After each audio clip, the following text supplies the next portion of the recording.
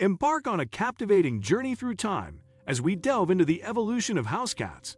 From their ancient origins to the cherished companions we know today, join us in exploring the remarkable transformation of these enigmatic creatures.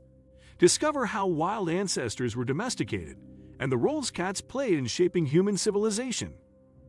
Uncover the fascinating traits that have made them both mysterious hunters and beloved family members. Get ready to dive into the millennia-spanning story of how these once wild predators have become an integral part of our lives. Today we will talk about the evolution of house cats. So before we get started, make sure to hit that like button, also subscribe to my channel. It is by turns aloof and affectionate, serene and savage, endearing and exasperating. Despite its mercurial nature, however, the house cat is the most popular pet in the world. A third of American households have feline members, and more than 600 million cats live among humans worldwide.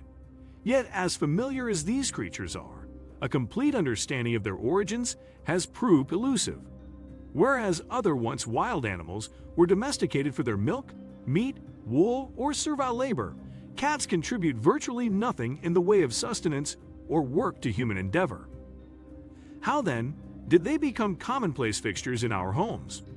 Scholars long believed that the ancient Egyptians were the first to keep cats as pets, starting around 3,600 years ago. But genetic and archaeological discoveries made over the past 5 years have revised this scenario and have generated fresh insights into both the ancestry of the house cat and how its relationship with humans evolved. Cat's cradle.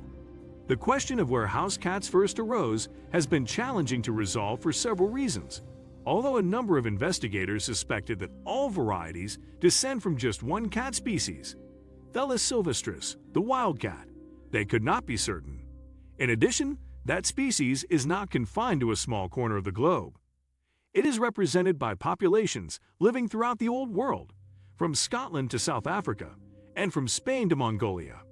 And until recently, scientists had no way of determining unequivocally which of these wildcat populations gave rise to the tamer, so-called domestic kind.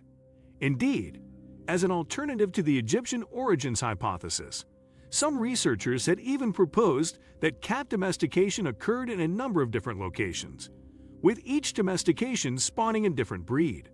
Confounding the issue was the fact that members of these wildcat groups are hard to tell apart from one another and from feral domesticated cats with so-called mackerel tabby coats, because all of them have the same pelage pattern of curved stripes and may interbreed freely with one another, further blurring population boundaries. In 2001 of us, Driscoll, set out to tackle the question by assembling DNA samples from some 979 wildcats and domestic cats in southern Africa, Azerbaijan, Kazakhstan, Mongolia, and the Middle East. Because wildcats typically defend a single territory for life, he expected that the genetic composition of wildcat groups would vary across geography but remain stable over time, as has occurred in many other cat species. If regional indigenous groups of these animals could be distinguished from one another on the basis of their DNA, and if the DNA of domestic cats more closely resembled that of one of the wildcat populations, then he would have clear evidence for where domestication began. In the genetic analysis, published in 2007, Driscoll, another of us, O'Brien, and their colleagues focused on two kinds of DNA that molecular biologists traditionally examine to differentiate subgroups of mammal species: DNA from mitochondria, which is inherited exclusively from the mother, and short, repetitive sequences of nuclear DNA known as microsatellites. Using established computer routines, they assess the ancestry of each of the 979 individuals, sampled based on their genetic signatures. Specifically, they measured how similar each cat's DNA was to that of all the other cats and grouped the animals having similar DNA together. They then asked whether most of the animals in a group lived in the same region. The results revealed 5 genetic clusters, or lineages, of wildcats. 4 of these lineages corresponded neatly with 4 of the known subspecies of wildcat and dwelled in specific places: F. sylvestris in Europe, F. spieti in China, F. ornata in Central Asia, and F. scapha in southern Africa. The fifth lineage, however, included not only the fifth known subspecies of wildcat, Felis libica in the Middle East, but also the hundreds of domestic cats that were sampled, including purebred and mixed breed felines from the US, the UK, and Japan.